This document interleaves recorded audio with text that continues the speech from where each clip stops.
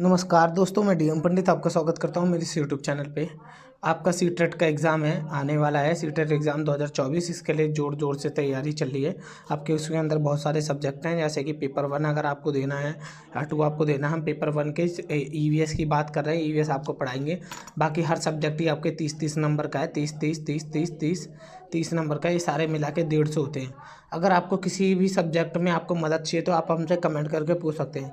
बाकी हम अभी एनवायरमेंटल साइंस या स्टडीज़ या ईवीएस की वीडियो बना रहे हैं, ठीक है, जो आपके लिए काफ़ी हद तक फ़ायदेमंद होगी। आप जो और चैनलों पे 1-1 मिलियन व्यूज़ देखकर उनके पास जा रहे हैं और वो आपको नॉर्मल से क्वेश्चंस करवा रहे हैं, जिसको करने से आपको मज़ा तो आ रहा है, लेकिन वो आपके पेपर में नहीं आने। तो इससे है ना आपका फ़ायदा होगा नहीं, क्योंकि पिछली बार भी है ना, ये सोच लिए 60% से ज़्यादा सीटेट के बच्चे फेल हो गए। क्यों? कि वो ये हरकत करते हैं, ऐसी नॉर्मल सी चीज़ें पढ़ लेते हैं और जाते हैं, वो सोचते हैं पेपर निकल जाएगा। भैया ऐसे इतना आसान नहीं है नौकरी मिलना, ठीक। और सीटेट तो नौकरी भी नहीं मिल रही तब भी नहीं पास होते बच्चे, सोचो।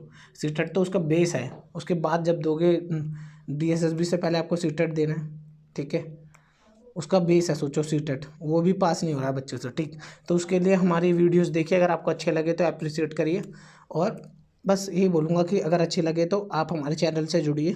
आपके साथ ईवीएस जीके जीएस करवाई जा रही है। आपके सीटेट के लिए तो है ही, आगे आके डीएसएसबी और केवीएस केंद्र विद्यालय के पेपर के लिए भी आपके लिए यूज़फुल रहेगी। तो आपके 30 नंबर की तैयारी हम करवाएंगे, ठीक है। चलिए चलते हैं। देखिए, निम्नलिखित में से कौन सी गैस ग्रीन हाउस गैस नहीं है। ग्रीन हाउस इफेक्ट तो आप जानते होंगे क्या होता है। पृथ्वी है, ठीक है, पृथ्वी के ऊपर सूरज की रोशनी आती है और यहाँ पे क्या होता है, हमारे यहाँ पे ओजोन परत है। ओजोन परत में छिद्र हो जा रहा है, ठीक है, जिससे क्या हो रहा है, धरती पे यहाँ डायरेक्ट गर्मी आती है, धूप आती है, और वो ना ऊपर क्या होता है, ये जो गैसेस होती है ना, ये आके यहाँ पे रुक जाती है। जो हमारे यहाँ पे प्रदूषण वाली गैसेस है वो पृथ्वी के ऊपर चली जाती है, जिससे क्या होता है, रोशनी वापस नहीं जा पाती। जब रोशनी धरती पर रह जाती है तो उसके कारण क्या होता है, उसके कारण होता है कि ये धरती हमारी गर्म होने लग जाती है। इसी को ग्रीन हाउस इफेक्ट कहते हैं। चलिए, green house effect, green house gas ग्रह के वातावरण या जलवायु में परिवर्तित अतः भूमंडलीय वाष्पीकरण, उष्मीकरण मतलब गर्मी होने के उत्तरदायी होती है। इनमें सबसे ज़्यादा उत्सर्जन कार्बन डाइऑक्साइड, ठीक है, तो कार्बन डाइऑक्साइड, नाइट्रस ऑक्साइड और मीथेन क्या है, ग्रीन हाउस गैस है, ठीक है, लेकिन हीलियम ग्रीन हाउस गैस नहीं है, ठीक है। मीथेन, क्लोरोफ्लोरोकार्बन, सीएफसी जल वाष्प, ओजोन आदि करती हैं। इन गैसों का उत्सर्जन आम प्रयोग के उपकरण, जैसे कि एसी होता है, फ्रिज होता है, कंप्यूटर, स्कूटर, कार आदि से जो धुएं निकलते हैं। Helium gas green house gas नहीं है, ये निष्क्रिय नोबल गैस है। जो हमारे घर में फ्रिज होता है ना, उससे भी सीएफसी निकलती है। सीएफसी का मतलब होता है क्लोरोफ्लोरोकार्बन, उससे भी ये होता है ग्रीन हाउस इफेक्ट, ठीक है। आशा करता हूँ आपको समझ आ रहा होगा। चलिए अगला देखते हैं। ध्वनि का मापन किस इकाई के द्वारा किया जाता है। तो ध्वनि को मापने के लिए हम किसका इस्तेमाल करते हैं, तो डेसिबल, याद रखना, डेसिबल, ठीक है। आपने गाना तो सुना होगा, देसी देसी ना कर बोला कर छोरी है, ठीक है, या देसी बहू मेरी, मैं तो लौंडा हरियाणे का, मतलब ऐसे ऐसे जो गाने बनते हैं, ठीक है। उसमें डेसिबल का क्या मतलब है, डेसिबल कहाँ सुनाई पड़ा आपको, गाने में। और गाना क्या होता है, ध्वनि, याद रखना, याद करने के लिए है, ठीक है। तो ध्वनि प्रदूषण का मापन किससे होता है, डेसिबल से, ठीक है। और तो ध्वनि प्रदूषण का मापन डेसिबल इकाई द्वारा किया जाता है, मतलब 1 डेसिबल, 2 डेसिबल, 3 डेसिबल, 4 डेसिबल, ऐसे करके, ठीक है। 80 डेसिबल या इससे अधिक का शोर श्रवण शक्ति को स्थायी हानि पहुंचाने में सक्षम होता है। मतलब 80 डेसिबल से ऊपर की आवाज़ सुनोगे ना तो आप बहरे भी हो सकते हो। सामान्य श्रवण वाले के लिए 25 से 30 डेसिबल ध्वनि पर्याप्त होती है। 5 डेसिबल की ध्वनि अत्यंत मंद और 75 डेसिबल साधारण तेज, 95 अत्यंत तेज और 120 डेसिबल से अधिक की ध्वनि तीव्र कष्टकारक होती है, ठीक है। कष्टकारक मतलब दिक्कत देती है, तो इसका आंसर हो जाएगा डेसिबल। चलो आपको चित्र भी दिखा दूँ डेसिबल का। देखिए, ये दिख रहा है आपको, आज देखो आपके लिए मैं चित्र भी ला रहा हूँ, मेहनत भी कर रहा हूँ। तो आपको वीडियो अच्छी लगे तो प्लीज़ लाइक शेयर कर देना, ठीक है। मतलब एक कमेंट तो कर दो या लाइक तो कर दो अगर वीडियो देखते हो, क्योंकि जो भी बच्चे वीडियो देखते हो उसके 100 बच्चे वीडियो देखेंगे, मान लो 100% में से केवल 20% ही लाइक करते हैं और बाकी 80% तो ऐसे ही छोड़ देते हैं। अगर आपको अच्छी नहीं लग रही तो कमेंट करो कि हम उसको अच्छी बनाएं, ठीक। तो डेसिबल में कैसे नापा जाता है, जैसे टिकिंग वॉच, जो घड़ी की टिक टिक होती है, 20 डेसिबल। ऐसे ही रस्टलिंग विस्पर, ये 30 डेसिबल, 30 से 50 होते हैं कमरे की वो शोर। एवरेज ऑफिस में 70 डेसिबल होती है। लैंडस्केपिंग इक्विपमेंट में 75 लगते हैं, ठीक है। और जैसे कि ट्रेन और सबवे के नीचे होता है वो 95 से 100 होता है। मोटरसाइकिल के लिए 100 होता है डेसिबल, मतलब ये इतनी आवाज़ तक निकालते हैं, ठीक है। जैक हैमर कितने का 130 डेसिबल की साउंड निकालता है, ठीक है। तो ये सारा डेसिबल है, ठीक। इनमें हम सुन सकते हैं, कोई दिक्कत नहीं है, ठीक है। और साउंड बिलो 70 डेसिबल, 70 डेसिबल के नीचे का साउंड क्या है, सेफ है हमारे लिए। और इससे ऊपर का साउंड क्या है, हमारे लिए हानिकारक, हम बहरे भी हो सकते हैं, ठीक है। ऐसा करता हूँ आपको चित्र से समझ आ रखा होगा, इसीलिए तो हम आपके लिए मतलब मेहनत कर रहे हैं, ठीक। चलिए अगले सवाल पे आ जाते हैं हम। निम्नलिखित में से स्थलीकृत हिमानी का निर्माण द्वारा हुआ है। जो स्थलीकृत आकृति है ना का निर्माण हिमानी द्वारा हुआ है, कौन सी वाली का? तो लैपिज का, यू आकार का, वी आकार का, या जल प्रपात का? तो इसका होता है यू आकार का, यू आकार की घाटी का। ऐसे करके घाटियाँ बनी होती है ना, यूं यूं करके ऐसे, तो इसे यू आकार की घाटी कहते हैं, ठीक है। तो निम्नलिखित में से स्थलीकृत में से यू आकार की घाटी का निर्माण हिम नदों द्वारा हुआ है। इसका नामकरण वर्णमाला के अक्षर यू के आधार पर किया जाता है, जिससे इस घाटी की आकृति मिलती है। अपरदन के कारण इनके दोनों किनारे काफ़ी समांतर एवं अंतनोदर ढाल वाले बन जाते हैं। जल प्रपात एक प्रमुख प्रभावी जल नदी कृत अपराधनमता स्थल है, ठीक है। वी आकार की घाटी का देखिए, दो आकार की घाटी, एक ये यू आकार, एक वी आकार, ऐसे होती है जो, ठीक है। वी आकार की घाटी का नामकरण अंग्रेजी वर्णमाला के वी अक्षर के आधार पर किया है। इस आकार की घाटियों का निर्माण युवा नदियों द्वारा होता है।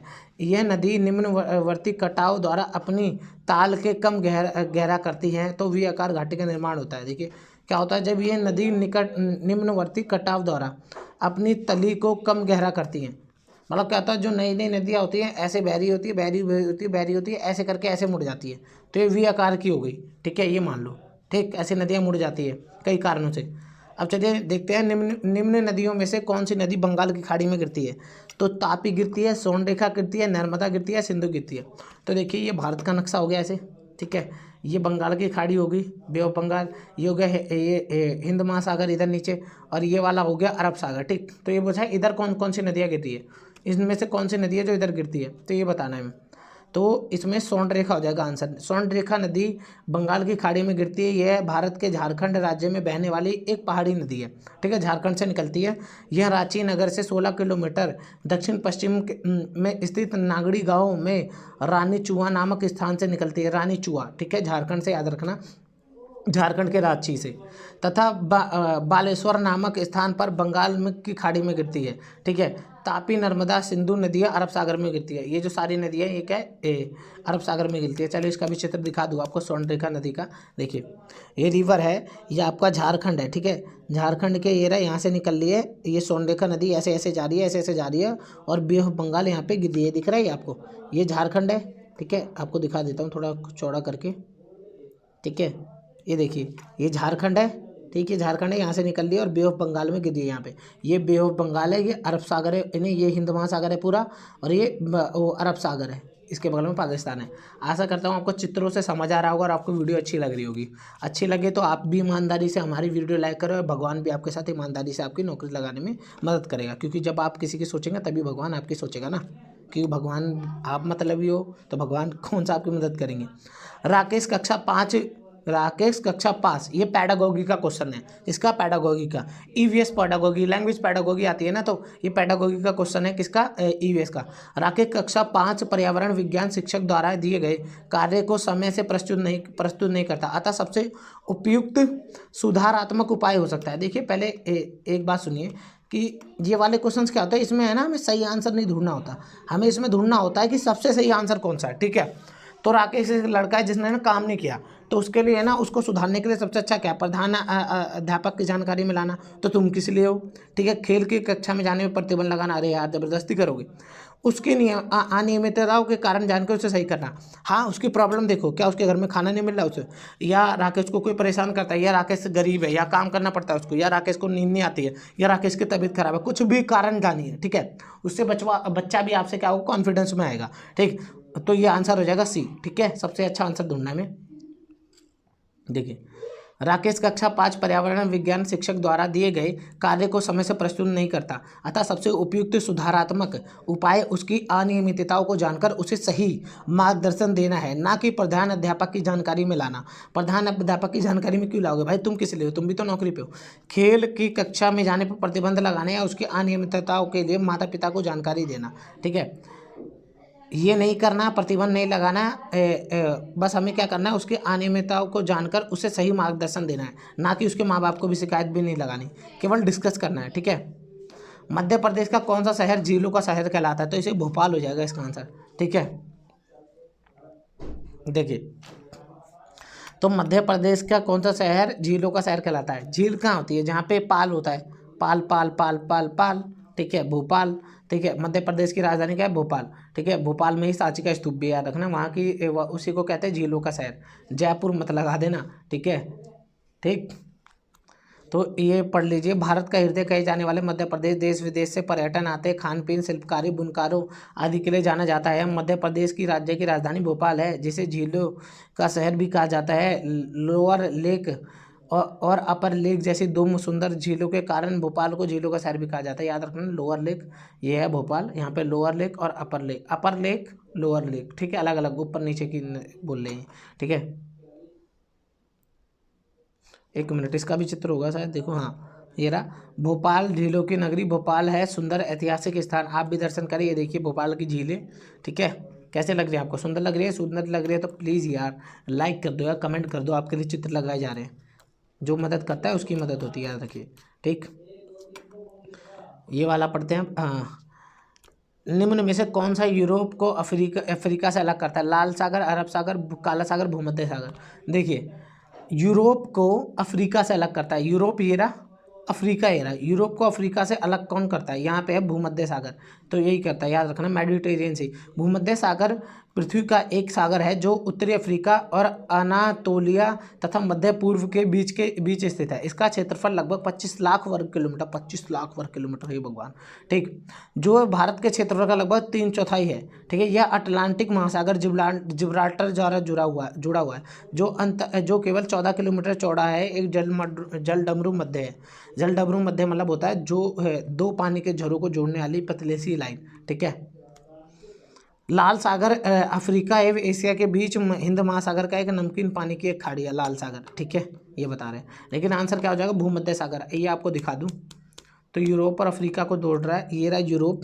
ठीक है, ये आप चित्र में देख पा रहे होंगे, ये है यूरोप और ये Africa. Africa Algeria, Libya, Egypt, Morocco, ये सब अफ्रीका। ठीक है, तो अफ्रीका को कौन जोड़ रहा है, ये रहा मेडिटेरियन सी, याद रखना, ये दिख रहा है, ये मेडिटेरियन सी। ठीक है, तो ये मेडिटेरियन सी, इसको बोलते हैं भूमध्य सागर, भूमध्य। ठीक है, भूमि के मध्य, इन दोनों भूमियों के मध्य। तो ऊपर क्या है, यूरोप है, यूरोप में ये फ्रांस है, स्पेन है। ठीक है, और स्लोवाकिया है, क्रोटेनिया है, इटली है, ये सब क्या है यूरोप में। और ये हमारा भारत इस तरफ पड़ेगा यहाँ पे। ठीक है, यहाँ पे भारत होगा, यहाँ पाकिस्तान है। देख, तो ये भूमध्य सागर क्या कर रहा है, अफ्रीका और यूरोप को जोड़ रहा है, याद रखेंगे, ये आशा करता हूँ। ठीक है, चलिए आगे चलते हैं। समझ नहीं आए तो कमेंट कीजिएगा, आपकी मदद में हम लोग जिंदा हैं अभी। अंतर्राष्ट्रीय ओजोन दिवस कब मनाया जाता है। अंतर्राष्ट्रीय ओजोन दिवस अभी मैंने बताया, पृथ्वी के ऊपर एक पतली चादर है जिसे जो O3 से बनती है, जिसको बोलते हैं ओजोन परत। ठीक है, तो ओजोन दिवस 16 सितंबर को मनाया जाता है। ठीक है, सितंबर, SEPTMBR। ओजोन दिवस 16 सितंबर को ओजोन परत के संरक्षण हेतु जागरूकता के लिए मनाया जाता है। यूएनओ ने 19 दिसंबर 1994 को 16 सितंबर को international day for prevention of ozone परत, ठीक है, घोषित किया। यह तारीख मॉन्ट्रियल क्योटो प्रोटोकॉल, ठीक है, यादगार तिथि के रूप में की गई। ओजोन दिवस 2016 का थीम था ओजोन एंड क्लाइमेट। ठीक है, और ये 2016 में क्वेश्चन पूछा गया था, तो उसके बारे में बता रखा है। ठीक है, अब आपसे अब दोबारा से पूछ सकता है। ठीक है, तो थीम याद रखना इस साल की, अगर पता हो आपको तो। चलिए आगे देखते हैं। किस खाद्य श्रृंखला में शाकाहारी होते हैं। किस खाद्य श्रृंखला में शाकाहारी होते हैं। प्राथमिक उपभोक्ता शाकाहारी होते हैं, या द्वितीय उपभोक्ता शाकाहारी होते हैं, या अपघटक शाकाहारी होते हैं। तो प्राथमिक उपभोक्ता शाकाहारी होते हैं, याद रखना। प्राथमिक उपभोक्ता मतलब पेड़ पौधे क्या हैं, उत्पादक है। ठीक है, उसके बाद उपभोक्ता क्या है, इंसान हो गया या तो भेड़ बकरी हो गई। ठीक है, प्राथमिक जो केवल शाकाहारी होते हैं। किस खाद्य श्रृंखला में शाकाहारी प्राथमिक उपभोक्ता है, तो हो जाएगा प्राथमिक उपभोक्ता। उत्पादक हमेशा हरे पौधे होते हैं जो क्लोरोफिल की सहायता से प्रकाश संश्लेषण की प्रक्रिया द्वारा भोजन का निर्माण करते हैं। द्वितीय उपभोक्ता मांसाहारी होते हैं, अपघटक करते सड़े गले पदार्थों से ऊर्जा प्राप्त करते हैं, जैसे मृतजीवी, कवक और जीवाणु, ये लास्ट में होते हैं। ठीक है,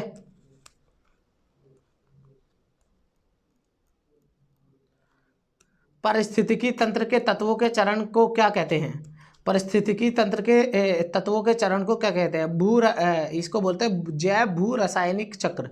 ठीक है, पारिस्थितिकी मतलब होता है पृथ्वी है ना, उसके अंदर जितनी भी चीज़ें हैं, जलवायु, ये सब पारिस्थितिकी होती है। ठीक है, तो इसके अंदर के चक्र को बोलते हैं जैव भू रासायनिक चक्र। पृथ्वी के विभिन्न तत्व चक्रीय रूप से एक जीव से दूसरे जीव के स्थानांतरित होते हैं, पुनः प्रकृति में लौट आते हैं। इस प्रकार से खनिज का प्रवाह तथा यह चक्र जैवमंडलीय, वायुमंडलीय, स्थलमंडलीय, जलमंडल में होता है। इसे जैव भू रासायनिक चक्र कहते हैं, जैसे नाइट्रोजन चक्र, फास्फोरस चक्र।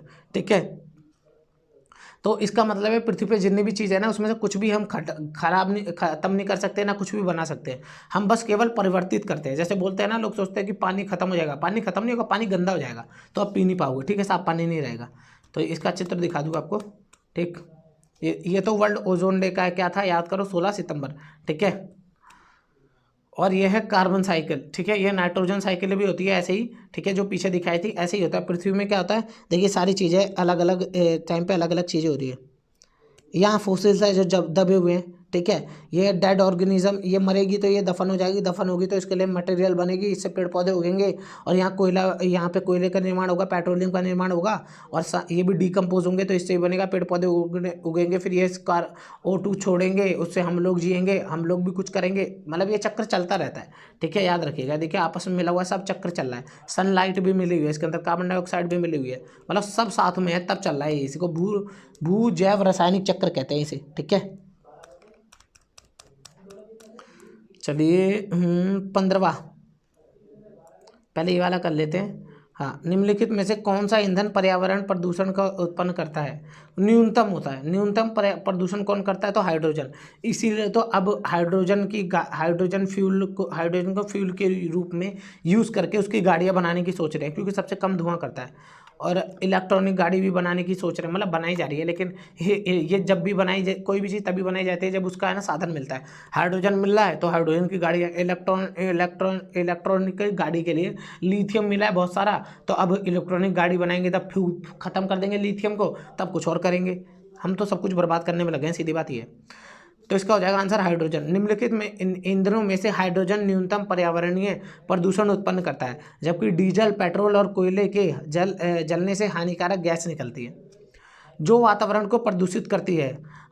हल्का होने के कारण गुब्बारों और वायुपोतों में हाइड्रोजन प्रयुक्त होता है। इसके स्थान अब हीलियम ले रहा है। ठीक है, अब इसका स्थान हीलियम ले रहा है, लेकिन सबसे न्यूनतम प्रदूषण कौन करता है? हाइड्रोजन, याद रखना। ठीक है, हीलियम हल्का होता है तो हीलियम यूज़ किया जाता है हाइड्रोजन के स्थान पे। ठीक, ये बताना चाह रहा हूँ कि हाइड्रोजन और हीलियम है, उसमें हाइड्रोजन है ना भारी होता है, हीलियम हाइड्रोजन के मुकाबले और हल्का होता है। तो गैस के गुबारों में इसलिए हीलियम भरी जाती है, ना कि हाइड्रोजन। ठीक है,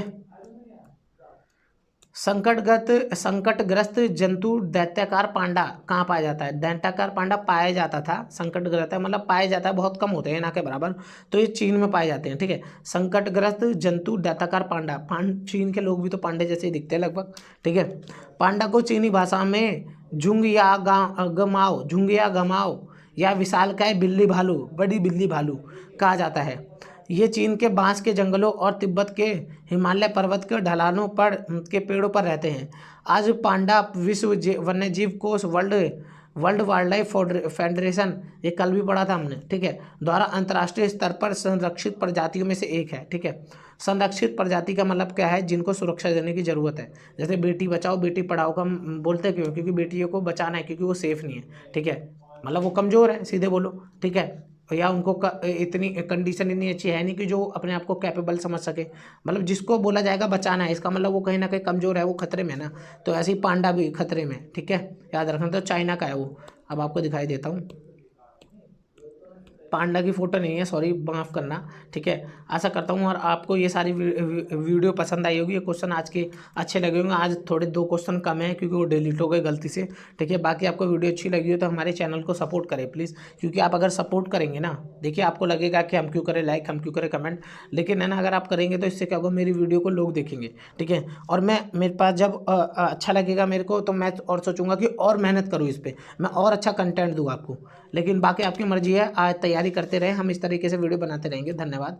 आपका पेपर अच्छा जाए, पेपर की तैयारी लगातार करते रहे। धन्यवाद। इसी के साथ आज की मजदूरी यही खत्म करते हैं। अगर तुम्हें वीडियो पसंद आई तो लाइक मारो यार। मुझे नहीं पता, मुझे 2 मिलियन लाइक्स चाहिए, कैसे ना कैसे करके मुझे चाहिए। इतना झिला मैं कभी नहीं होऊंगा अपनी पूरी जिंदगी में जितना इसमें झिला, मुझे चाहिए ही चाहिए। तो लाइक मारो, और अगर तुम लोग नए हो तो सब्सक्राइब करो। वो जो लाल वाला बटन है उस पर फूट फेंक के मारो या फिर मोमबत्ती, मुझे नहीं पता, बस क्लिक हो जाना चाहिए। अब मैं भी जा रहा हूं, मुझे पैसों के पीछे भागना है। बाय।